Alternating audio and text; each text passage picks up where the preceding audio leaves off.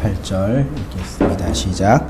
오직 너는 마음을 강하게 하고 극히 담대히 하여 나의 종 모세가 내게 명한 율법을 다 지켜 행하고 좌로나 우로나 치우치지 말라. 그리하면 어디로 가든지 내가 형통하니 이 율법 책을 내 입에서 떠나지 말게 하며 주야로 그것을 묵상하여 그 가운데 기록한 대로 다 지켜 행하라. 그리하면 내 길이 평탄하게 될 것이라. 내가 형통하리라. 아멘. 오늘은 히브리어 속에 숨겨진 복음 14번째가 되었습니다. 율법, 토라, 십자가에 못 박힌 사람을 나타냄이라는 제목으로 말씀 나누고요.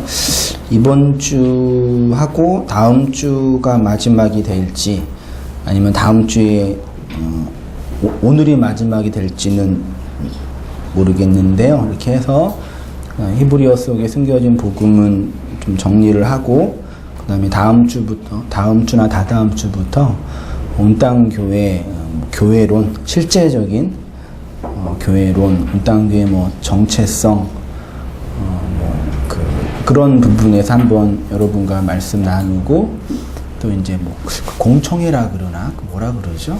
학교 모여서 회의하는 거 있죠? 그런 거예요. 공회라도 하고 옛날 교회에서 뭐라 그랬더라 그거를 공동의회, 재직회 이렇게 해서 좀 교회 성원이 모여서 이제 함께 우리가 받은 은혜와 나누었던 말씀을 가지고 어떻게 이제 함께 모여서 건강하게 세워갈까 그런 걸 좀 논의하고 또 토론하고 그럴 생각이니까요. 이제 다음 몇 주? 4주, 5주, 6주, 한 달에서 한 달 반 정도 해서 말씀 이렇게 주일날 이렇게 함께 나누고 흩어져서 같이 모여서 뭐라 그럴까? 온당교회 설립은 돼 있겠지만 설립을 위해서 우리 함께 별로 안 친하잖아요. 우리는 MT도 가려는데 다 바쁘셔서 못 가고 해서 모여서 좀 지역교회로 책임과 의무 또 함께 할 수 있는 해서 어떻게 하면 더 잘할 수 있을까? 참 말 못하죠 제가요. 무슨 말씀인지 제 마음은 다 이해되시죠. 그래서 할 생각이니까요. 교회론이랑 신학적인 원리까지 이제 이게 조합해서 좀 이제 이런 계기를 통해서 교회가 뭔지 또 지옥교는 어떻게 할지 한번 고민할 테니까요. 적극적으로 여러분 이제 설교 가는 그만 보시고 참여해서 함께 세워갔으면 좋겠다라는 게 개인적인 바람입니다.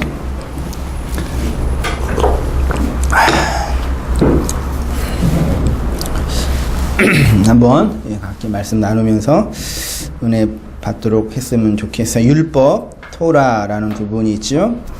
율법은 히브리어로 이제 토라라고 합니다. 제가 가지고 있는 히브리어 사전이나 스트롱 코드를 살펴보니까 8451번에 이 토라라는 단어가 나와 있는데 가장 기본적인 뜻이 가르치다, 지시하다, 훈계하다의 명사형으로 되어 있어요. 그래서 이 토라의 좁은 의미의 토라는 소위 말해 모세오경 있지요. 창세기, 레위기, 민수기, 신명기 맞나요? 빼먹은 거 없나요? 아무튼 5개. 그 5개의 모세가 쓴 책을 이제 모세오경이라고 하는데 좁은 의미로는 모세오경이 이제 토라라고 해요.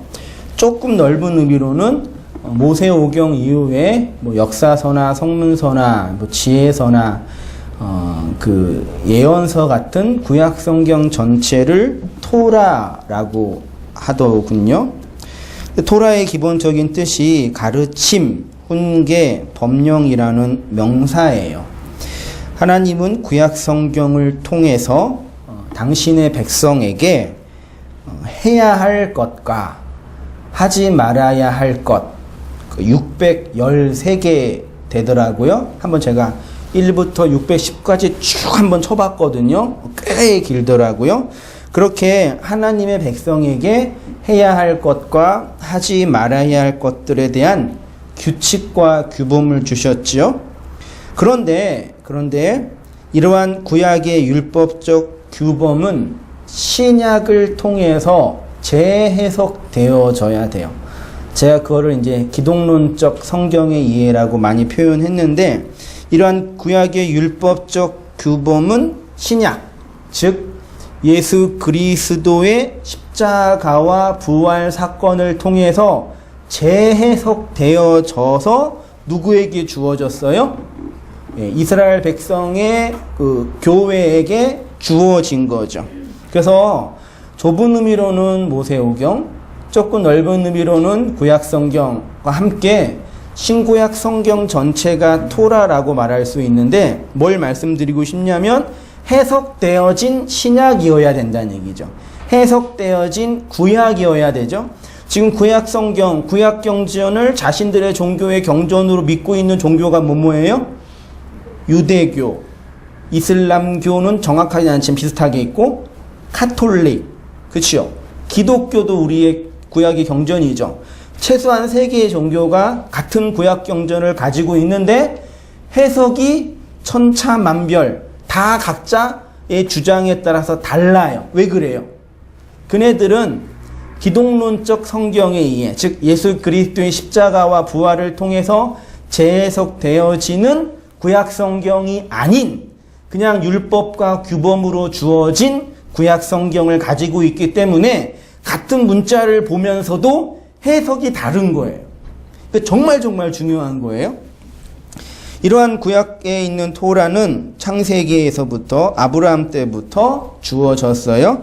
창세기 26장 5절에 있는 본문, 출애굽기 24장 12절에 있는 본문은 한번 살펴보시면 되고요.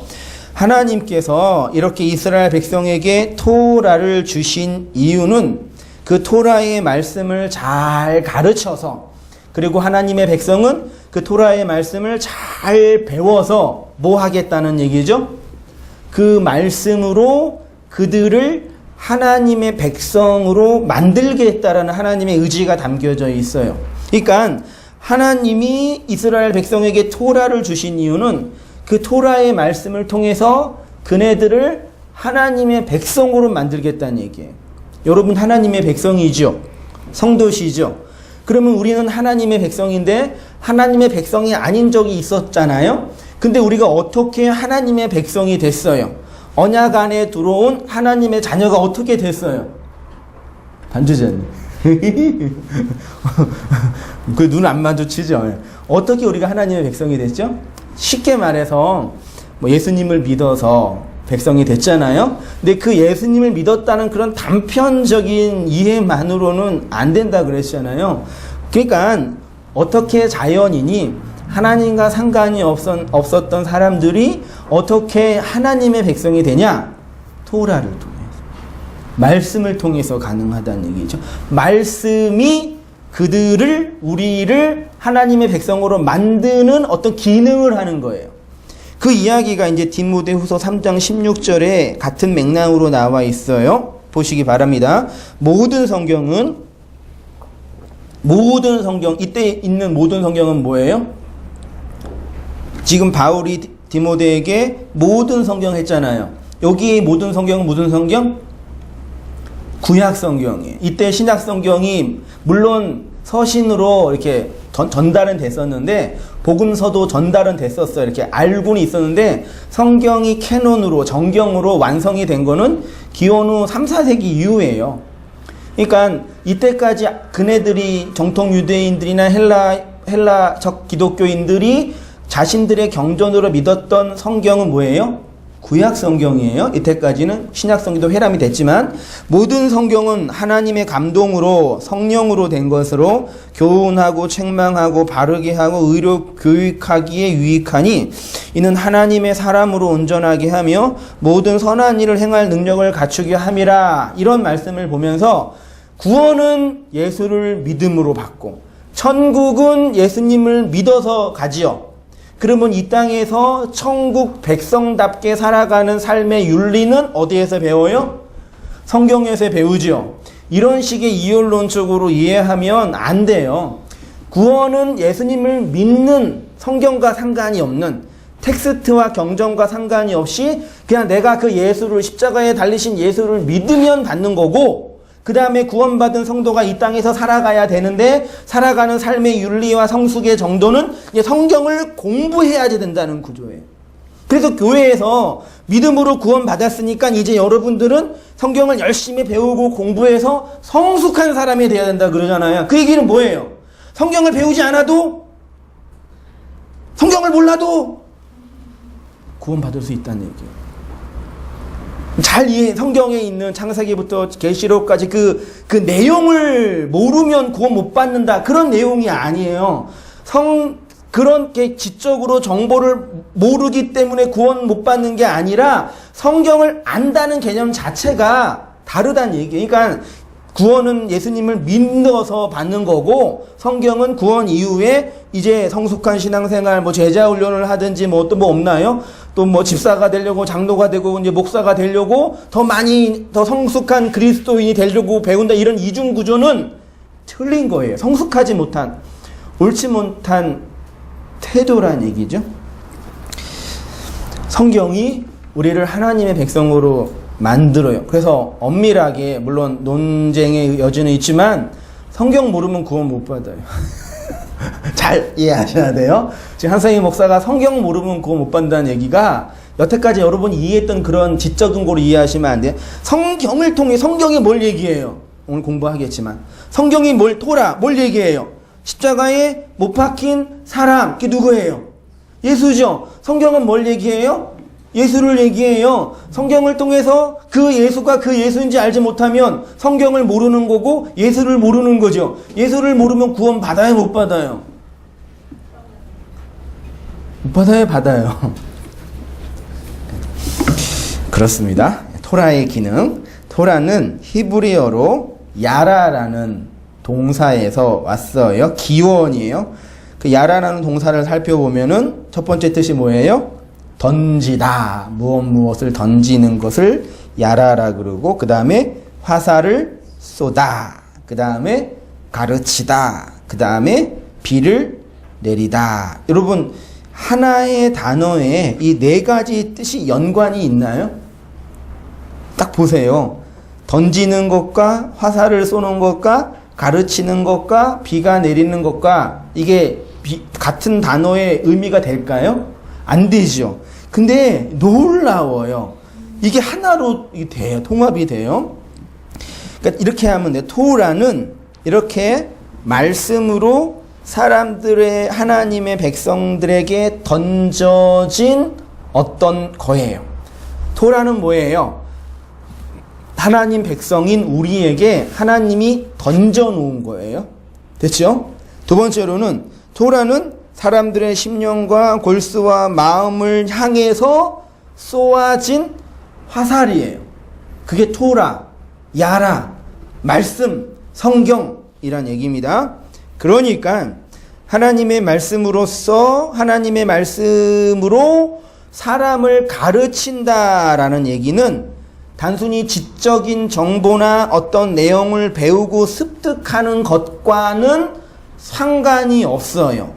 물론 내용과 정보와 텍스트와 전후 문맥의 내용은 알아야 되는데, 하나님의 말씀을 배운다라는 얘기는 우리가 일반적으로 이해하는 지적인 이해를 무시하는 건 아니지만 그건 너머를 알아야 되는 거예요. 토라의 말씀은 우리의 지적인 호기심을 충족하고 다른 사람보다 더 많이 알고 있다는 상대적 비교 우위적인 그런 기쁨을 목표로 하는 게 아니에요. 첫 번째로 그 야라의 말씀을 통해서 하나님의 말씀은 뭐냐? 토라의 가르침이 다른 학문과 다른 이유는 제가 줄을 쳤죠. 그 가르침, 하나님의 말씀이 하나님의 백성의 심령과 골수와 그의 전 인격을 아우르는 영역이 되기 때문입니다. 그래서 그 말씀의 가르침을 제대로 받은 사람은 마치 하늘에서부터 내려온 화살을 맞는 듯한 경험을 해요. 여러분들이 제가 말씀을 정말 제대로 배우면, 하나님이 이런 분이셨어? 단순히 지적인 호기심에 대한 충족과 다른 사람보다 더 많이 알고 있는 비교 상대적 기쁨에만 머물러 있으면 안 돼요. 우리가 정말 하나님의 말씀을 제대로 배웠으면 어떻게 경험된다고요? 하늘에서 쏘아진 화살을 맞아서 고통과 생명의 위협을 당하는 것과 같은 상태에 놓이게 되는 거예요. 말씀이 여러분의 생명을 위협해요. 할렐루야. 하나님의 말씀이 성도의 생명을, 사람들의 생명을 위협한다고요. 여러분 말씀 배우고 설교 듣고 진리를 깨달으면서 그런 생명의 위협을 당하셨죠. 예. 한 번도 당하지 않는 분은 잘못 배우신 거예요. 진짜예요. 그 생명의 위협이라는 게 뭐냐면 하늘에서 던져진 그 말이 나의 선악체계, 선악과 먹은 나의 그 욕망을 공격한다라는 자각이 일어나요. 말씀이 내 안에 들어오면요, 내가 그동안 뭔가 잘못했나? 내가 그동안 만들어 놓은 내 게 틀렸나라는 그런 위협을 당한다고요. 네. 그게 말씀을 제대로 배운 거예요. 그냥 단순히 좋은 게 아니라, 물론 좋기도 하죠. 그 이야기가 시편 있습니다. 시편 7편 12절 보시기 바랍니다. 사람이 회개하지 아니하면 그가 그의 뭐를 가하여? 칼을 가시며 그의 활을 이미 당기어 예비하셨도다. 하나님이 회개하지 않는 사람들 옆에서도 뭐 한대요? 칼 들고 활 들고 이놈의 새끼 회개 안 하고 있나? 안 하면 죽여 이러고 계시는 하나님처럼 보이네요. 13절 죽일 도구를 또한 예비하시며 그가 만든 화살은 무슨 화살이요? 불화살입니다. 이어서 시편 38편 2절 보세요. 주의 화살이 나를 찌르고 주의 손이 나를 심히 누르시나이다. 여기 주의 화살은 뭘 메타포하는 걸까요? 주님의 말씀이 나를 찌른대요. 여러분 말씀 듣다가 이게 찔림을 느끼시잖아요. 네, 그게 좋은 증상이에요. 말씀을 들어서 찔리지 않는 건 전하는 사람이나 듣는 사람이나 문제 있는 거예요. 욥기는 더 재미있고 깊어요. 전능자의 화살이 내게 박힘에 나의 영이 그 독을 마셨나이다.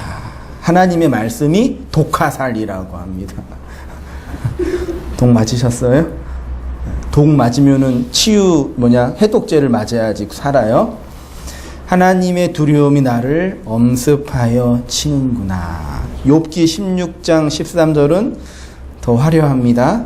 그의 화살들이 사방에서 날아와 사정없이 나를 쏘므로 그는 내 콩팥들을 꿰뚫고 그는 내 쓸개가 땅에 흘러나오게 하시는구나. 창자가 끊어진 거예요. 하나님 말씀이 배를 가르고 이렇게 창자가 나오게 한 것처럼 보이는. 욥기가요, 성경에서 가장 먼저 기록된 책이 뭐라 그랬어요? 욥기예요. 하나님이 기독교가 뭔지를 설명하려고 가장 먼저 성령에 의해서 기록된 책이 욥기예요. 기독교는 뭐예요? 욥기부터 시작해요. 그런데 성경에서 이해하기 제일 어려운 책이 욥기예요. 그러니까 아무도 기독교를 이해하지 못하는 거예요. 욥기가 성경에 맨 처음 쓰여서 이게 기독교라고 우리에게 가르쳐 주는 거라니까요. 욥기가 이렇게 기록해요. 그래서 진짜 복음이 사람의 마음과 역사 속에 떨어질 때 그 복음의 화살을 맞아서 고통 속에서 자신의 구원을 요청하는 사람이 되든지 아니면 그 복음을 전하는 설교자를 살해하든지 둘 중에 하나로 나타나게 되는 거예요. 그 이야기가 사도행전 스데반과 베드로의 이야기를 통해서 잠깐 말씀을 드려보겠습니다. 사도행전 2장에서 약속하신 성령이 임하였죠. 그리고 성령 받은 제자들은 뭐 했어요? 복음을 증거하는 설교자가 됐지요. 그렇게 초대교회에서 성령 받아서 복음을 전한 자들을 사도 말고 또 뭐라 그래요? 집사라고 해요. 그 집사 중에 대표적인 집사가 빌립과 스데반인데, 빌립은 이방인이었던 에디오피아 내시에게 복음을 전하고 그가 예수를 믿은 것을 확인하고 세례를 주었지요. 그리고 그 이후에 빌립의 이야기가 나올까요? 안 나올까요? 안 나와요. 나중에 뒤로 가면 빌립의 딸들이 나와요. 빌립 집사가 그 이후에는 안 나와요. 네. 그렇게 역사 속에서 빌립 집사가 사라진 거죠. 복음을 전한 자가요. 그리고 또 한 명의 집사가 누구예요? 스데반이죠. 스데반은 사도행전 7장에서 유대인들에게 복음을 전하고 어떻게 했어요? 복음을 전하고 화살을 쏘고 돌에 맞아서 최초로 순교한 인물이 되었지요. 그런데 재미있는 게 뭐냐면요. 사도행전 7장에 스데반이 설교를 하고 돌에 맞아 죽었는데 그 전에 사도행전 2장에서 설교를 해가지고 대박난 사도 한 명이 있잖아요. 누구예요? 베드로죠. 성령 받아서 설교 한 번 하니까 몇 명이 돌아왔어요? 3,000명이 물론 그걸 이제 구약 성경에서 율법이 떨어졌을 때 3,000명이 죽은 사건을 다시 예표한 거지만 사도행전 2장에서 베드로의 설교와 스데반의 설교를 설교학적으로 볼 때 질적으로 전혀 차이가 없어요. 둘 다 장쾌한 구속사적인 예수 그리스도의 십자가와 부활을 아주 진짜 장쾌하게 꿰뚫는 그런 구속사적인 설교를 했는데, 베드로의 설교를 들었던 회중들은 그 설교를 듣고 구원받았는데, 스데반의 설교를 들었던 회중들은 그 설교 듣고 어떻게 했어요? 설교자를 돌로 쳐 죽였어요. 무슨 차이예요? 아, 베드로는 사도고 스데반은 집사였기 때문에 영역이 좀 부족했나? 그게 그거예요.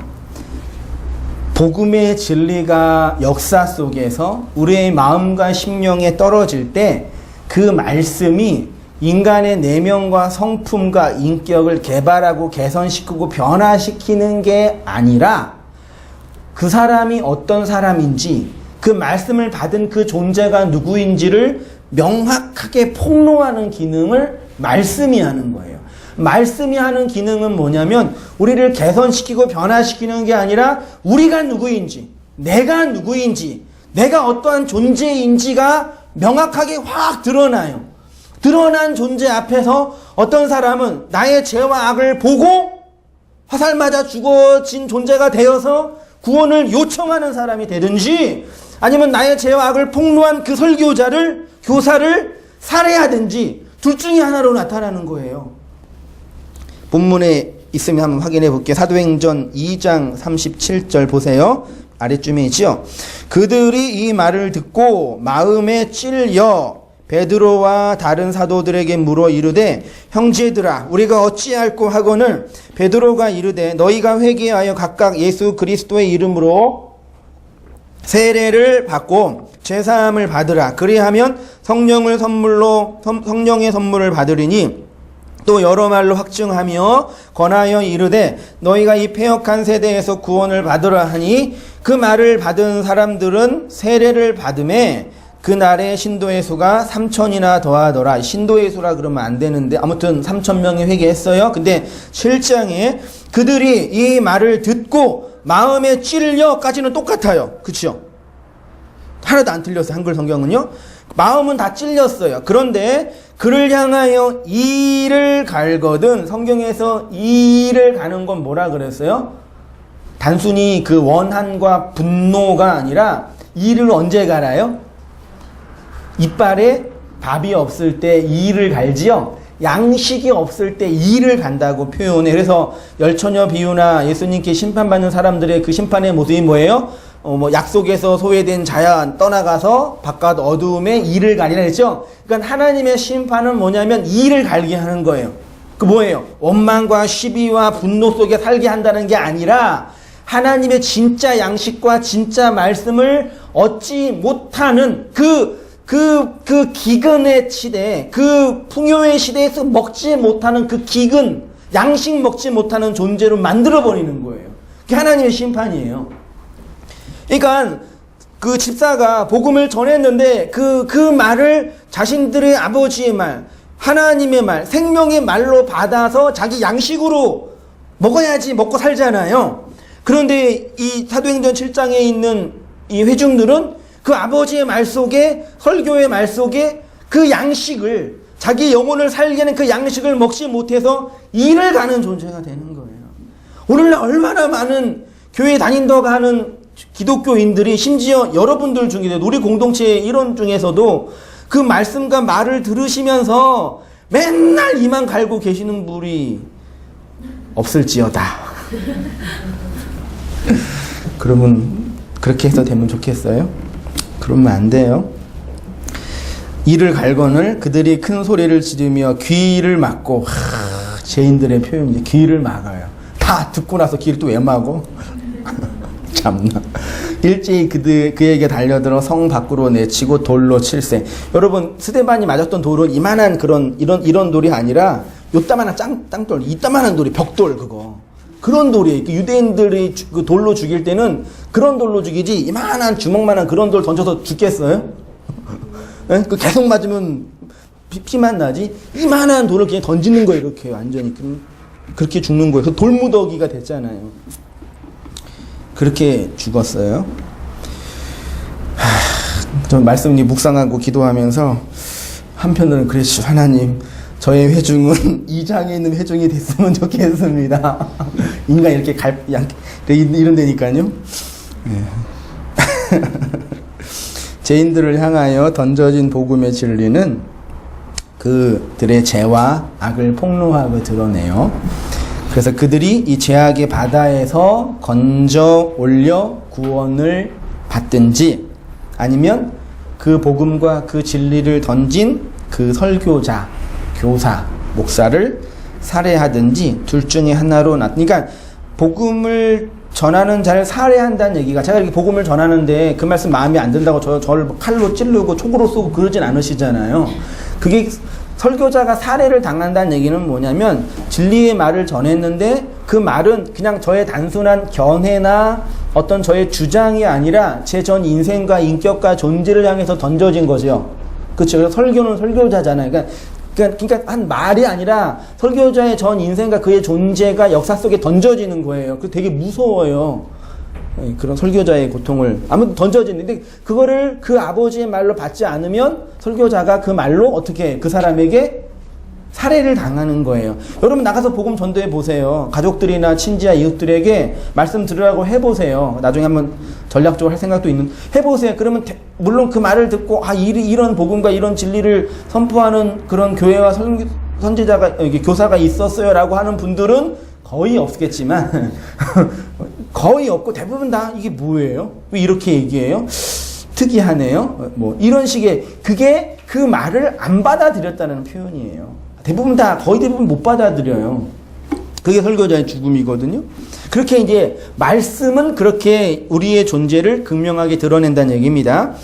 복음은, 두 번째로, 복음은 이렇게 죄인의 죄와 악을 폭로하여 드러내는 기능을 할 뿐만 아니라 죄인의 마음을 진리로 기경시키는 은혜의 단비가 되기도 합니다. 그래서 말씀은 토라, 야라라는 말씀에 그 말이 죄와 악을 폭로하고 던져진 돌이고 쏘여진 화살이 될 뿐만 아니라 우리의 마음과 심령을 기경하는 어떤 기능을 하는 거죠. 여러분, 땅이 기경되려면 뭐가 필요해요? 지금 대한민국에 이게 비가 와도 가뭄을 해결할 수 있는 비가 안 오니까 지금 농사가 되게 걱정이라 그러잖아요. 땅을 이렇게 갈아엎으려면 뭐가 필요해요? 물이 필요하잖아요. 그러니까 하나님의 말씀이 땅에 뿌려지는 물이 되는 거죠. 우리가 하나님 앞에 말씀을 받을 때 땅이라 그러죠.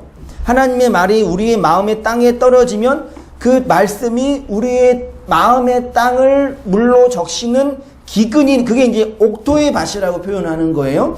그것을 시인은 어떻게 고백하냐면, 주의 윤례의 도로 내게 뭐예요? 가르치소서. 하나님의 말씀의 가르침을 받는다라는 얘기입니다. 시편 119편 102절, 주께서 나를 가르치셨으므로. 도라로서의 하나님의 말씀은 우리의 죄와 악을 폭로하고 드러내어서 그리스도의 십자가를 의존하고 붙들게 할 뿐만 아니라 여기에서만 머물러 있으면 어떤 분의 표현으로는 괴물이 돼요. 종교적 괴물이 됩니다. 뿐만 아니라 우리를 진리로 가르침으로 마음의 묵은 땅을 기경하여 마음의 그 땅이 기경되어 양질의 땅이 되면 그 안에 심겨진 씨가 자라서 나무가 되고 나무가 되어서 꽃을 피고 뭐가 나와요? 아름답고 풍성한 열매를 맺게 되죠. 그 하나님의 말씀이 물의 가르침이 되어서 우리가 양질의 열매를 맺을 수 있는 그런 기능을 토라, 야라, 말씀이 한다는 얘기예요. 그래서 그 복음의 진리로 깨트려지고 새롭게 된 성도는 하늘의 씨앗이 그 마음과 심령에 심기어져서 최소한 몇 배? 30배, 60배, 100배의 열매가 맺혀지는 기름진 땅이 됩니다. 이 본문 한번 몇 번 했는데 한번 살펴볼게요. 각주 4번에 마태복음 13장 본문이 있지요. 보세요. 좋은 땅에 뿌려졌다라는 것은 말씀을 듣고 깨닫는 자니 결실하여 어떤 것은 몇 배요? 100배, 어떤 것은 60배, 어떤 것은 30배. 마가복음 4장은 반대로 되어 있어요. 이 말씀은 여러분 하나님의 말씀의 씨를 뿌리면 최소한 몇 배로 거두어요? 30배. 여러분이 헌신의 씨앗을 교회에 뿌리면 최소한 몇 배? 최소한 30배. 좀 좋으면 100배. 여러분이 주님께 헌신하고 헌금을 드리면 최소한 몇 배? 30배. 좀 나으면 60배. 좀 나으면 100배. 할렐루야. 믿음대로 될지어다. 아멘 하고 다 난리 나시던데. 그리고 씨를 뿌려서 100배의 열매를 맺은 모 장로님의 간증까지 하면 이제 교회의 재정은 풍성하게 되겠지요. 재정뿐만 아니라 어떤 교회의 봉사나 헌신을 이런 식으로 얘기하는 거는 사기치시는 거예요. 아니면은 모르고 과실치사하는 거죠. 알고 사기치는 게 나아요? 모르고 사기치는 게 나아요? 네? 당하는 입장에서는. 그 사람이 그 지식을 알고 일부러 사기치는 게 나아요? 그걸 모르고 나한테 사기치는 게 나아요? 모르고? 누가 여러분에게 좋은 투자 자리가 있다고 얘기를 해요. 밥숟가락 한번 올려놓으면 최소한 2배는 된다고 그러면 다 뻥이에요. 누군가 여러분에게 친절하게 요거 하면은 돈 벌 수 있고 요것만 따면 잘 됐어 말하는 분들 있죠? 그거 다 거짓말이에요. 세상은 쉽게 얻을 수 있는 게 하나도 없어요. 누군가 나한테 이렇게 사기치러 다가오는 분들은 항상 다 이렇게 친절하게 너한테만 주는 정보라 그러고 그렇게 해서 한단 말이죠. 근데 예를 들어서 여기 건물 2개가 크게 올라가고 있는데 좀만 투자하면 1년 후에 최소한 100배 다 된다. 그리고 숟가락만 올려놔라. 그거를 알고 진짜 그걸 알고 나한테 그 투자를 자문하는 건의하는 사람이 나빠요. 그 사람도 그걸 모르고 하는 게 나빠요. 나한테는 둘 다 나쁘겠죠. 근데 그걸 모르고 사기치는 분은 소망이 없어요. 이해가 되셨으면 좋겠네요. 이 말씀이 정말 30배, 60배, 100배의 그 물질적인 열매를 맺을 수 있는 말씀이라고 믿고 그런 얘기하는 분들은 우리를 더 고통스럽게 해요. 대부분 다 그렇게 이렇게 말하는 분들도 그런지 알고 얘기하는 거겠죠. 근데 그걸 알고 얘기하는 분들은 아는데 이게 솔직히 물질적으로 30배, 60배, 100배의 열매를 맺을 수 있는 그런 어떤 말씀이 아닌 건 알고 있는데 교회를 경영하려고 재정이 필요해서 하려고 하면은 그게 좀 더 나아요. 왜요? 그 안에 있을 때는 그 지식이 나를 안정감을 주거든요. 이해되실란가 모르겠어요.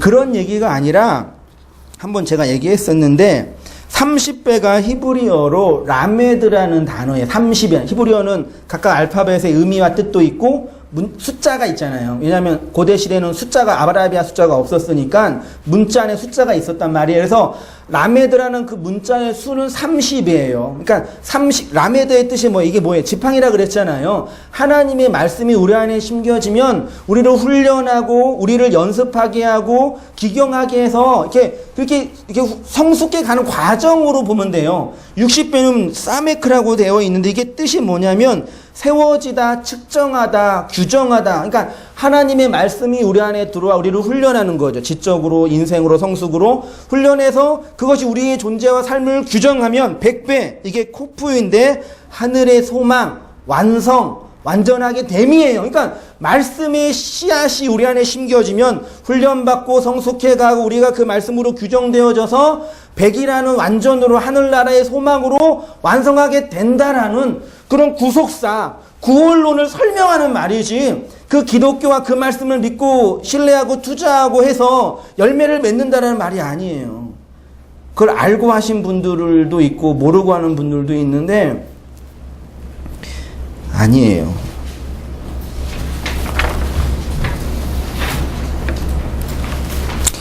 그러니까 하나님의 말씀이 우리 안에 심겨지면 그렇게 우리 안에서 아름다운 열매를 맺을 수 있는 어떤 과정과 점수의 어떤 진행이 있다라는 말이죠. 그게 이제 호세아 6장 3절입니다. 보세요. 3페이지 맨 위에. 그러므로 우리가 여호와를 힘써 알자. 그의 나오시면 새벽 빛같이 일정하니 비와 같이 땅을 적시는, 이 적시다가 토라의 원형인 야라예요. 땅을 물로 적시는 게 토라예요.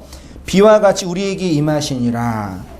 호세아 10장 12절 너희가 자기를 위하여 의를 심고 긍휼을 거두라. 지금은 여호와를 찾을 때니 너희 묵은 땅을 기경하라. 마침내 여호와께서 임하사 의를 비처럼 너희에게 뭐한다? 내리신다. 비, 물 뭐였어요? 진리의 물. 다 까먹으시죠? 에메트라 그랬잖아요. 진리의 물이 우리 안에 떨어지면 그 땅으로 우리의 묵은 땅이 기경이 되는 거예요. 땅이 물로 촉촉하게 적셔서 기경이 되면 심겨진 씨가 건강하게 양질의 그 영양분을 받아서 자랄 수 있겠죠. 그게 열매를 맺는 거고, 그 내용을 호세아나 시인들은 하나님의 말씀에 의해서 가르침을 받는다라고 표현해요. 그러니까 성도가, 신자가 하나님의 말씀에 의해 가르침을 잘 받으면 어떠한 존재가 돼요? 땅에 물이 들어가서 기경된 양질의 그 씨를 낼 수 있는 그런 풍성한 땅이 되는 거예요. 그게 인격과 존재 속에 맺혀진다고 말할 수 있는데, 그러니까 여러분 말씀을 잘 알고 말씀을 회박하게 알고 있는 사람들 중에 아주 꼴통이고 아주 그런 분들이 있잖아요. 지만 알고, 저도 그런 얘기 많이 들었는데 제가 진짜 그러나요? 웃으시는 표현이 진짜 그러나 본데. 지만 알고 아주 되게 냉철하고 분명한 데가 있는데 그냥 가까이 있기는 그냥 싫어. 그냥 재수 없어. 그냥 나 잘났어 이러고 그냥 그런 분들 있잖아요. 정말 아는 건 똑부러지게 아는데 말씀을 잘 배운 사람의 그 인격과 성품 안에 그런 게 아니라, 이렇게 말하자면 그 엄마의 품처럼, 엄마가 이렇게 전 주는 엄마가 그 자녀에게 젖을 주는 그 풍요한 엄마의 가슴처럼 그런 양질의 마음이 있어야 돼요. 진짜 말씀을 잘 배운 사람은요. 너 그거 틀렸어. 이거 옳지 않아. 딱딱딱 그어가지고 그냥 찌르고 던지고 그냥 가게 만드는 게 아니라고요. 어린아이가 그러잖아요. 뻔히 엄마 아빠 앞에서 거짓말인 걸 아는데 속아주잖아요. 가르치려고요. 그러니까 말씀을 정말 잘 배우는 사람은요, 잘 알아서 그 풍성한 그 품이 있어야 돼요. 다 저한테 돌아오는 화살만 던지고 있어요. 나중에 비난 받으려고요. 당신이나 잘하세요 그럴 거잖아요 분명히. 그런 품이 있어야 되는 거예요.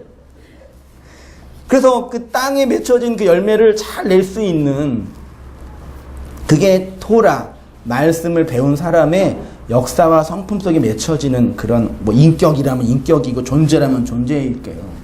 그게 있어야 돼요. 근데 그거를 이제 그 신약 성경의 바울은 뭐라고 표현하냐면 성령의 열매라고 표현을 합니다. 이렇게 토라의 말씀이 우리에게 화살로 던져져서 옛사람을 죽이고 묵은 땅이었던 우리의 마음과 삶의 역사를 새롭게 기경하면 30배 라메두 훈련하고 60배 사메크 세워가서 100배 코프 하늘의 풍성한 은혜를 담은 자로 열매 맺는 자로 세워지게 되는 거죠. 그 이야기가 갈라디아서 5장 16절 한번 보세요. 내가 이르노니 너희는 성령을 따라 행하라. 그리하면 육체의 욕심을 이루지 아니하리라. 육체의 욕심은 성령을 거스리고 성령은 육체를 거스리나니 이 둘이 서로 대적함으로 너희가 원하는 것을 하지 못하게 하려 함이니 너희가 만일 성령의 인도하시는 바가 되면 율법 아래 있지 아니하니라. 육체의 일은 분명하니 곧 음행과 더러운 것과 호색과 우상숭배와 주술과 원수 맺는 것과 분쟁과 시기와 분냄과 당짓는 것과 분열함과 이단과 투기와 술취함과 방탕함과 또 그와 같은 것들이라. 전에 너희에게 경계한 것 같이 경계하노니 이런 일을 하는 자들은 하나님의 나라를 유업으로 받지 못할 것이요. 22절 오직 성령의 열매는 사랑과 희락과 화평과 오래 참음과 자비와 양성과 충성과 온유와 절치니 이 같은 것을 금지할 법이 없느니라. 24절 그리스도 예수의 사람은 육체와 함께 그 정욕과 탐심을 십자가에 못 박았느니라. 만일 우리가 성령을 따라 성령으로 살면 또한 성령으로 행할지니라. 여기에서 성령을 따라 행하다라는 얘기는 단순히 따라가다 얘기가 아니라 성령으로 살아라예요. 그러니까 계속되는 행동을 통해서 그의 인격과 삶의 습관이 된 존재 양식이죠. 지속적인 행위로 삶의 방향과 생활 방식을 나타내는 단어예요. 그러니까 바울이 성령을 따라 행하라는 얘기는 단편적이고 간헐적인 행동을 하라는 얘기가 아니라 지속적이고 반복적으로 숙달되어서 그의 인격과 성품과 삶의 습관으로 방향으로 되도록 하라는 얘기. 그게 성령을 따라 행하라는 얘기죠. 성령은 우리 안에 복음의 진리로 임한 진리의 영이니까 진리의 말씀, 그리스도의 영으로 지속적으로 반복되고 습관화된 생활 방식을 가지고 살아라 라는 얘기입니다. 그러면 그렇게 살면 뭐가 맺어진대요? 뭐가 맺어진대요? 좀 행복해지고 돈도 많이 벌고 좋은 남편도 얻고 뭐 그러면 좋은데 그렇게 살면 뭐가 맺어진대요? 성령의 열매가 맺어지는 거예요. 이게 이제 중요한 게 뭐냐면요. 한 번 더 해볼게요. 한번 읽어보고 나중에 할게요. 그렇게 되면 육체의 일이 아닌 성령의 일, 성령의 열매를 맺게 되는 것입니다. 우리 안에 있는 진리의 영, 그 말씀이 우리의 존재와 삶을 뭐로 사용해서요? 숙주가 뭔지 알죠? 기생충이나 걔네들이 몸에 들어가서 먹고 살다가 성충이 돼서 나올 때 그 숙주는 어떻게 돼요? 죽어요. 그 한번 텔레비전에서 연가시가 곱등이나 걔네 몸에 나온 거 진짜 징그럽잖아요.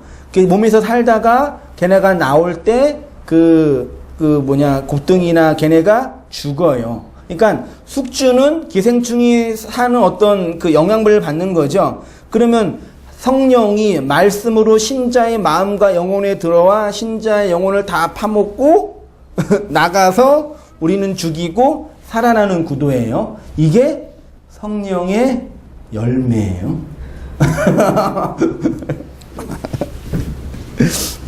가우뚱거리죠? 이제 말씀드릴게요. 계시록 22장 2절 보세요. 길 가운데로 흐르더라. 강 좌우에 뭐가 있어요? 생명나무. 이 생명나무는 누구예요? 예수님이에요. 생명나무는 예수예요. 예수가 있어 12가지 실과, 실과가 열매거든요. 열둘은 뭐예요? 교회, 하나님의 백성, 이스라엘. 그죠? 생명나무에 교회가 만들어지죠? 그거를 열매라고 합니다. 그러니까 절 보세요, 여러분. 쭉 중요해요. 성령의 열매는 여기 5장 22절에 있는 것처럼 사랑과 희락과 화평과 오래 참음과 자비와 양성과 충성과 온유와 절제라는 이 도덕적인 언어처럼 보이는 성령의 열매는 우리가 경건생활하고 열심히 기도하고 노력해서 우리의 인격과 역사 속에서 사랑이라는 열매를 맺고 온유라는 열매를 맺고 오래 참음이라는 열매를 맺는 게 아니에요. 성령의 열매는 우리가 노력하고 애써서 만들어내는 게 아니라 성령의 열매는 누구예요? 내가 성령의 열매예요. 여기 보세요. 계시록에 예수라는 생명나무가 열매를 맺잖아요. 그러니까 하나님의 말, 진리가 성도 안에 들어오면 성도의 역사와 삶을 장악하고 공격하여 하나하나 옛 자아를 죽여가요. 네, 죽여가서 나중에 나의 옛 자를 다 죽이고 새로운 존재를 만들어서 출산하는 거예요. 그게 한마디로 말해서 성령의 열매라고 하고, 그거를 바울 사도가 이 땅에 있는 용어로 사랑, 희락, 화평, 오래 참음, 자비, 양성 등의 언어로 표현한 거지, 우리가 도덕적으로 성숙해서 맺어지는 열매가 아니에요. 실제로 여러분 사랑 많으세요? 항상 희락이 넘치세요? 오래 참으세요? 화평하세요? 교회에서 노력하고 애쓰면 그렇게 하는 것처럼 보일 수 있어요. 속일 수 있어요, 여러분에게 제가. 근데 집에서도 못 속이면서, 집에 있는 사람도 속일 수 있어요. 근데 누구는 못 속여요? 나는 못 속이잖아요. 나는 나를 알죠? 왜 아닌 것처럼. 내 안에 악마가 있는 거 알잖아요. 변하지 않는 개. 저는 여러분 다 이렇게 성숙해서 이렇게 온전해지신 분들인가요? 나만 나쁜 놈 되면 되나요?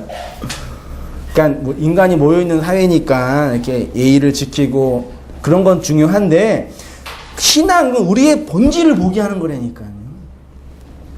저도 그 선교단체에서 훈련 받을 때 이거 딸딸딸 외웠어요. 지금도 잊혀지지 않아요. 진짜요. 그래서 간증하고 나누는 거죠. 얘들아, 나는 성령의 열매가 이렇게 있는데, 충성은 좀 가능해. 진짜는 충성하거든요. 근데 이게 오래 참지를 못하더라고요. 그렇게 그렇다. 우리 형제 연약하면서 기도해 주자. 그러고 기도하고 막 격려하고 그랬어요. 완전히 헛다리 짚은 거죠. 맺어져요, 여러분. 좀 돈 있고 삶의 여유가 생기면 이렇게 사랑이 넘칠 수 있어요. 건강하고. 근데 항상 건강해요? 항상 돈이 있나요? 안 될 때는 또 쭉 처지잖아요. 성령이 나를 장악해서 나를 하나님의 열매로 만들어내는 거예요. 그게 구원이에요. 그러니까 구원 받을 수밖에 없는 거예요. 이해되시죠? 혹시 안 되시면 진짜 또 들으세요. 계속 들어보세요. 생명나무의 열매, 생명나무 즉 예수 그리스도가 맺는 열매는 열둘로 설명되는 하나님의 백성 완성된 교회를 설명합니다. 그러니까 성도가 성령을 통해서 맺는 성령의 열매는 우리의 인격과 성품에 맺어지는 도덕적인 성숙과 이 땅의 성공과 번영과 선교적인 사명의 성취, 이런 것이 아니라 우리가 하나님의 백성으로 그 진리에 의해서 성령에 의해서 함몰되어져 감으로 회복되어지는 하나님의 백성으로서의 나가 성령의 열매예요. 그 성도는 역사 속에서 이렇게 성령의 열매로 맺어지는 것을 자각하지요. 확신하고 경험하잖아요. 왜? 그 말씀을 들으니까요. 그 말씀으로 너 지금 그렇게 되고 있잖아. 그게 확인되잖아요. 그 말씀을 들으니까요. 근데 그 말씀을 듣지 않는 사람은 그렇게 만들어지고 이제 자각이 안 돼요. 더더군다나 그 말도 안 되는 반대되는 이상한 얘기만 들으면서 내가 뭐 하나 하고 있다고 나중에 다 발가벗겨져요, 진짜요. 아니, 최후의 심판은 분명 나중에, 그거는 모르겠어요. 저도 몰라요. 최후의 심판이 어떻게 되는지는 저도 몰라요. 근데 인생을 살다가 최후의 심판과 같은 고통과 눈물을 경험할 때 내 존재와 자아가 다 폭로되고 드러나잖아요. 그때 믿었던 예수가 사탄처럼 보이잖아요.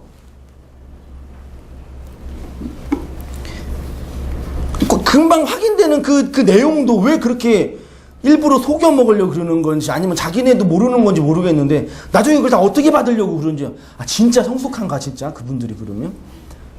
진짜 사랑이 많으시고 완성된 분이신가? 그러면 할 말이 없죠 제가요. 그런 분 계시면 소개시켜 주세요. 보고 배워서 제가 목회를 전환시킬게요. 그 일이 어떻게 가능하냐? 토라의 말씀으로, 던져진 말씀으로 가능해요. 지금부터 본론이라고 생각이 드는데 잠깐 하고요. 다음 주에 이어서 해야 될 것 같네요. 토라가 십자가에 못 박힌 사람을 나타내는 건데 타브와 바르와 레시와 헤이라는 단어예요. 그래서 타브는 십자가, 바르는 이게 연결고리, 못이란 뜻이고, 레시는 머리, 사람이란 뜻이고, 헤이는 울타리처럼 보이죠? 울타리를 나타내다 그 뜻이에요. 그래서 이게 십자가에 못 박힌 그 사람을 나타내다. 이게 토라. 그러니까 토라가 주어질 때는 십자가에 못 박힌 그 사람이 예수인지는 몰랐겠죠. 그렇죠? 근데 그게 예수라는 거 알아요? 이게 요거 마지막입니다. 토라는 한마디로 말하면 뭐예요?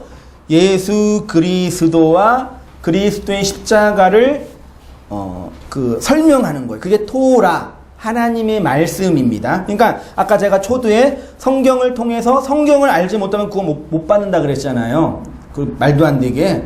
그 성경을 통해서 예수 그리스도를 확인하지 못하면 구원 없어요. 예수 믿는 거 가지고 안 된다고요. 그 전파복음이라 그랬잖아요. 예수가 누군지를 성경을 통해서 확인을 안 했는데 내가 평생 믿었던 그 예수 주여 주여 불렀던 그 예수를 믿고 살았는데 나중에 가서 이제 보니까 그 예수가 아니면 어떡하려고 그래요. 평생 손잡고 간 이 사람이 내 아내였어. 열심히 달려갔는데 보니까 다른 사람이었어. 네? 평생 한 달에 100만 원씩 입금 꼬박꼬박 했어요. 1년이면 얼마예요? 1200만 원? 10년이면 1억 얼마죠? 한 30년 50억 만들어 놨어요. 근데 그 통장이 유령 통장이면 어떡하시려고요? 죽도록 부어놨어요, 진짜. 계속 부었다니까요. 먹을 거 못 먹고 입을 거 안 입으면서 계속 부었는데 나중에 보니까 딴 놈의 통장이에요. 통장 붓는 게 중요한 게 아니라고요. 돈 많이 버는 게 중요한 게 아니라 그 통장이 그 통장인지 확인을 해야죠. 대포 통장 차명 계좌면 어떡하려고 그러세요? 뭐 이렇게 담대한지 모르고 사람들이 이렇게 확인도 안 해, 집에 가서도. 성경을 통해서 예수를 확인해야 돼. 그래도 믿는 예수가 그 예수님 확인을 하면 그게 안식이고 평안이고 사랑이고 기쁨이고 완성이라고요. 그게 죽음도 깨트릴 수 없는 완성된 복음이라고요. 누가복음 24장 27절 이에 모세와 모든 선지자의 글로 시작하여 모든 성경에 쓴 바 누구에 관한 거요? 누구에 관한 거요? 예수님 스스로 구약 성경은 누구에 관한 거다? 나에 관한 거다. 분명하게 얘기해 주셨잖아요. 요한복음 5장 39절 너희가 성경에서 영생을 얻은 줄을 생각하고 성경을 연구하고 이 성경은 그 누구에 대해서요? 성경은 나의 유대인들에게 하는 거예요. 그러니까 평생 동안 그 율법 앞에 미쳐 있었던 그 유대인들, 사두개인들에게 그 성경 필사 진짜 대단한 열정이거든요. 그렇게 성경 공부했던 유대인들을 향해서 야 니네 여태까지 헛다리 짚었다 그러는 거예요. 그 성경 그게 아니라 나를 설명하는 거거든. 그러니까 황당한 거죠. 이게 뭔데 이게 그리고 죽인 거예요. 그래서요. 모세를 믿었더라면 또 나를 믿었으리니 이는 그가 누구에 대하여? 내게 대하여. 비판적인 얘기가 있습니다. 뻔한 얘기예요. 성경은 예수 그리스도를 기록한 책인데 오늘날 전 세계 기독교 문명 하면 개신교만 있는 게 아닙니다. 카톨릭도 기독교 문명이죠. 이단 종교도 기독교 문명에 포함되죠. 그리고 유대교, 그리고 러시아 정교회, 뭐 콥틱 종교 이런 거 다 기독교 문명이에요. 그 기독교 문명들이 성경을 뭘로 봐요? 행위와 규범의 규칙으로 봐. 예수 그리스도로 완성되는 그 기독론 중심의 성경 이해를 왜 못하는지 저도 이해가 안 돼요.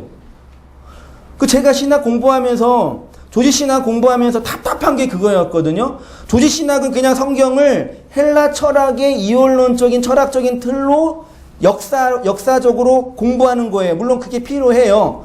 조직신학책은 한 번씩 봐야 돼요. 사실 그래서요. 보는데 사실 성경은 조직신학을 위한 책이 아니거든요. 성경은 성경으로 쓰여진 책이에요. 그래서 반드시 성경은 원어와 그 다음에 성경신학적인 근거와 구속사적인 이해로 봐야 돼. 그래야지 그 안에 누굴 봐요? 예수를 봐요. 조직신학과 교리를 보면은 규범으로 보고 지켜야 할 규칙으로 뿐이 못 본다고요. 그 성경신학적인 기독론 중심의 구속사적인 신학적인 관점이 없으면 성경을 내가 지켜야 할 규범과 규칙이나 기독교의 경전 정도로 이해한단 말이에요. 열심히 살았는데 그 안에 예수를 못 보는 거예요. 누군지도 모르잖아요. 그래서 뭐 내 인생의 비전, 꿈, 위인짐, 그런 말도 안 되는 그런 4대 성인 중에 한 명 정도. 지금도 가끔 애들한테 밤에 잘 때 책 읽어주는데 집에 책이 있으면 꼭 예수 책이 있어요. 석가모니 책처럼. 거기에 있는 내용이요. 오늘날 기독교인들 이해하는 거 똑같아요. 하나도 안 틀려요. 제가 읽어줬어요? 안 읽어줬어요? 읽어줬죠. 그것도 알아야지. 예수님 착한 분이야? 좋은 분이야? 믿고 신뢰해? 그렇게도 해야지 나중에라도 은혜 앞에 들어오죠. 나쁜 게 아니에요. 그것도 모르는 분 안 되잖아요. 그렇게 보는 건 뭐예요? 줄 쳤죠? 보이세요? 인간의 자아와 내 욕망을 정당화하는 방식으로 성경을 사용한 아주 사악한 사람을 죽일 때 살해 의도를 가지고 죽이는 게 있죠. 그 살인인데, 근데 뭐 하다가 어떻게 죽일 수 있어요? 과실치사로. 어떻게 차 뒤로 빼다가 깔아버려서 죽일 수 있잖아요. 그 과실치사로잖아요. 뭐가 더 나빠요? 뭐 전자나 후자 나쁘는데, 마치 오늘날 이 교회 공동체가요, 살해할 의도로, 그러면 그렇게 나쁜 분들은 아니잖아요. 착하신 분들은 아닌가요? 근데 거기다 이게 어떻게 하다 보니까 죽이는 것 같아요. 그게 뭐예요? 나름대로의 신앙이에요. 제가 여기 진하게 했죠? 성경에서 나름대로가 제일 무서워요. 이 사사기 보시면 사사기가 망한 이유가 뭐 이스라엘 역사가 각각 자기 소견에 뭐 하는 대로 여기 지금 한 20분의 성도님이 계시는데 다 각각 자신의 인생관, 역사관, 물질관, 인간관 다 자기의 소견이 있으시죠. 다 여러분 각자의 신관, 신으로서의 그런 존재가 있어요. 근데 그런 각자의 견해가 있는데 복음은 그것을 하나로만, 그래서 복음은 교회를 하나로 만들고 한 성령의 공동체가 돼요. 그 말씀을 들으면요. 안 들으면요. 그냥 자기 속에 자기 소견대로 살아가는 거예요. 그거는 선생님 목사의 개인적인 견해신 것 같고요. 말씀 참 특이하게 하시네요. 하도 많이 들어가지고 진짜 열정적이시네요. 아주 속에 한이 많으신 것 같아요. 이런 얘기나 들으면서 내가 진짜 한이 많아요. 많긴 많고 열정도 많이 있는 것 같아요. 그렇게 많은 사람 다 일렬로 세우고 그냥 혼내버리는 안 돼요. 그게 또 다른 이제 미신적인 신앙 이것도 있는데 한번 읽어볼게요. 심지어 성경 전체를 정결한 마음으로 필사하여. 성경 필사한 적 있으세요? 저도 한번 해봤는데 되게 마음이 정결해져요. 내가 이걸 했다. 미신이에요. 필사 몇 번 하면은 뭐 사업의 문제가 해결이 되고, 실제로 여러분 그 무당이나 이런 종교 가면은요, 다 봤어요. 진짜로요. 수험 처리 뭐죠? 고3 시험, 수능 시험 되면요, 교회만 특별 새벽 기도 하는 게 아니야. 교회보다 이런 절이 더 잘하잖아요. 근데 실제로 선생님이 반에 이름을 계속 써요. 한성민, 안지영, 이렇게. 이름을 열심히 써요. 정결한, 새벽에 옷 깨끗하게 입고, 목욕 다 하고, 그리고 절하고. 그 얼마나 마음이 간절해요. 그렇죠? 나도 써드릴까요? 이렇게 이름 다 써드릴까요? 성도님들 이렇게 이름 쓰면서 그렇게 기도할 그렇게 해야죠. 이렇게 마음이 있어야죠. 그거랑 성경 필사랑 차이가 뭐예요? 쓰면서 하나도 이해 못하는데. 쓰지 말라는 얘기가 아니라요. 그리고 몇 번 하니까 또 심지어는 성경 100독 했네, 200독 했네, 300독 했네, 1000독 했네, 그러고 한 300독을 하니까 하늘에서 뭐가 떨어진다. 자기 경험했대요. 그리고 이제 내가 능력 받았으니까 내 기도 받으면 사업의 문제, 재정이 해결된다라고. 지금도 그러는 분들이 계셔요. 그거는 미신. 미신이 뭐예요? 신뢰할 근거가 없이 믿는 거예요. 그 신뢰할 근거가 어디 있어요? 내 안에 인간적 욕망이 신뢰할 근거죠. 열심히 했다. 많이 읽었다. 열심히 썼다. 특별 새벽기도 했다. 1000번의 공양 바쳤다. 내 욕망. 그게 미신이라고요. 근거 안 돼요, 그거는요. 신비적인 잘못된 신학입니다. 그래서 제가 이렇게 한번 정리했어요. 현대 기독교는요, 슈바이쇼의 신신학, 윤리의 하나님, 착한 하나님, 공평하신 하나님, 로버트 슐러의 심리학적 믿음주의, 믿으면 돼요. 잘 되는 나, 성공하는 나, 샤머니즘에 근거한 미신적 맹신과 조엘 오스틴의 성공과 번영이라는 암몬에 갇혀서 삐뚤어진 절름발이 기독교 신앙이 된 것 같은 게 아니라 됐어요. 됐어요. 카톨릭의 구원이 있어요? 그럼 그러죠. 니네는 있냐 그러죠. 이제. 있어요? 오늘날 개신교 진짜 구원이 있나요? 진짜 진지하게. 우리가 착하냐, 우리가 반듯하냐, 우리가 도덕적이냐가 아니라 정말 우리가 믿고 있는 개신교, 이 개혁주의, 카톨릭의 그 무정 부패와 그 잘못된 교리를 뚫고 들어온 이 개신교 안에 정말 구원이 있나요? 여러분 개신교도들이시잖아요. 개신교를 믿는 성도님들이시잖아요. 지금 우리 종교에 구원이 있어요. 이 모든 것들은 잘못된 신앙과 신념은 그러니까 이 이유가 뭐냐? 이게 중요해요. 이 비판이 지금 중요한 게 아니래요. 이유가 뭐냐? 잘못된 신앙과 신념은 예수 그리스도의 절대성과 필연성으로 성경을 해석하지 않았기 때문이에요. 이제 마찰 보세요, 여러분. 이게 왜 중요하냐면요. 성경은 누구를 얘기한다고요? 십자가에 못 박힌 예수 그리스도를 성경은 그 예수를 설명하고 지향해요. 성경을 통해서 예수 그리스도를 보지 못하면 그 사람의 구원이 있어요, 없어요? 없어요. 확인해야 돼요. 근데 한 걸음 더 나아가서 성경이 예수 그리스도로 결론이 낸다라는 얘기는 인류의 역사가 궁극적으로 무엇으로 완성이 된다는 얘기예요? 예수 그리스도로 완성이 돼요. 내 인생과 내 존재도 궁극적으로 뭘로 완성이 돼요? 예수 그리스도로 완성이 돼요. 제가 그 말을 뭘로 표현하냐면 우리의 전 존재가 예수 그리스도께 함몰되어지고 해체되어지고 그분에게서 삭제당한 거예요. 그래서 아까 좀 나쁜 예화지만 그 연가시가 들어와서 곤충을 죽이고 곤충의 생명을 먹고 나왔잖아요. 여자가 생명을 잉태해야지만 구원받잖아요. 그 자매님들, 여성분들이 아이를 출산한다는 게 뭐예요? 아이는 언제 낳아요? 10달 지나서 엄마가 죽고 나오는 거죠. 진짜 엄마의 몸이 잘라지잖아요. 뼈가 다 이그러진다 그러잖아요. 그 해산의 고통이 총상의 10배라고 그러던데. 그래서 아이는 여자가 죽어서 그 여자의 생명을 갖고 나오는 거예요. 완전한 그 식충동물이죠. 그 에일리언 같은 존재죠. 모든 걸 다 엄마 걸 다 빼먹잖아요. 그래서 출산하면 엄마 머리 빠지고 몸 에너지 다 빠지고 우울증 걸리고 남편 때리고 그러잖아요. 너 때문이야.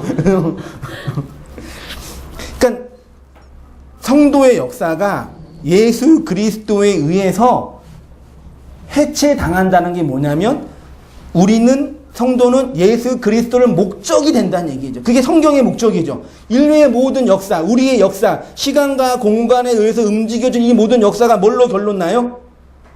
예수 그리스도로 완성이 돼요. 그래서 예수 그리스도 안에 없는 사람은 심판받을 수밖에 없어요. 그분으로 완성되기 때문에요. 그러니까 성경을 통해서 예수 그리스도로 완성되는 그 궁극적인 결론을 보지 못하는 사람은 내 존재가 예수 그리스도로 완성되는 것을 알지 못하겠지요.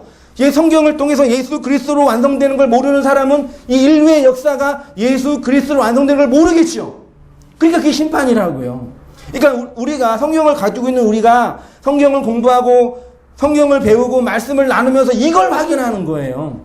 내 인생이 성경이 이렇게 예수 그리스도로 완성이 되는구나. 그럼 나도 그분 내에서 완성이 되는구나. 그분 안에 있어야 되는구나. 그분 안에 있으니 행복하는구나. 그걸 확인하는 거라고요. 오늘도 열렸죠? 네. 한번 읽고 마치겠습니다. 예수 그리스도를 함몰되는 역사. 그러나 성도는 자신의 전 존재, 삶, 인생, 역사, 관계, 목적, 비전, 꿈, 하고 싶은 것, 그 모든 것들이 예수 그리스도에게로 함몰되는 걸 알아요. 어떻게? 내가 지금 경험하잖아요. 말씀을 통해서 확인하시죠? 맞구나. 그 예수에서 내가 지금 확인 못하면 나중에 죽을 때 확인한단 말이에요. 최후의 심판에. 그때는 기회가 없어요. 그래서 끝나는 거란 말이에요. 내 존재가 삭제당하고 오직 예수 그리스도만 내 인생과 역사를 통해 오롯이 드러나는 것을 알게 되지요. 역사는 이 목적지를 향해 움직이고 있어요. 제 말 틀린 것 같나요, 여러분? 네? 그렇게 생각할 수도 있을지 모르겠는데 틀릴 수도 있어요. 네, 그럴 수도 있겠어요. 근데 저는 그게 틀렸다고 해도 따라갈 수가 없어요. 역사는 이 목적지를 움직입니다. 그리고 그렇게 완성됩니다. 인류의 역사와 우리의 개별적인 존재는 모두 예수 그리스도께 함몰되어서 그분께 차압이 뭐예요? 다 빼앗겨요. 그래서 다 뺏겨요. 그렇죠? 그래서 이런 거를 이제 철학적으로 깊이 깨달은 세속 가수들이 맨몸으로 왔으니 기억이 안 나. 이런 거 노래 부르면 재밌는데 맨몸으로 왔으니 맨몸으로 간다 그러잖아요. 인생은 공수래 공수거 그러잖아요. 아니 알잖아요. 그분들 다 알잖아요. 태어날 때 아무것도 안 가지고 태어났던 것처럼 갈 때도 아무것도 안 가지고 가잖아요. 근데 역사에서 이렇게 그거 하나 가지려고 우리 미친 듯이 싸우고 죽이고 살리고 내 걸 빼앗아 갔다. 여러분 돈만 빼앗아 간 게 강도가 아니에요. 여러분 돈만 빼앗는 게 여러분 돈 빼앗는 것도 나쁜 거지만 나의 자존심, 나의 가치, 내 인생의 그것들을 누가 건들면 뚜껑 열리잖아요. 그런 거에 사람이 뚜껑 열리는 이유가 나의 것들을 빼앗아간 너 가만 안 두기 이거예요. 그게 사람들 살해하는 거라고요. 그러니까 복음을 아는 사람은 내 인생 전체가 예수 그리스도께 하나하나 빼앗겨 간 것을 역사 안에서 확인하니까 그걸 알고 그 복음의 사실을 너도 그래야지라고 전하고 가르치는 그 생명의 존재가 되는 거죠. 다 빼앗기니까요. 주셨으면 즐겁게 잘 사용하시고 누리시고 누릴 것도 없지만 그 즐겁게 있고 그걸 알고 있어야죠. 우리는 성경을 통해서 예수 그리스도를 보고 그 안에서 나의 존재와 삶의 결론을 읽어내야 합니다. 온 우주의 역사의 목적과 결론을 바르게 해석해야 합니다. 그것이 예수 그리스도를 머리로 한 해석학적 공동체로서의 교회의 참된 모습입니다. 그 교회로 건강하게 바르게 지어져 가는 우리가 됐으면 좋겠습니다. 찬양 같이 부르고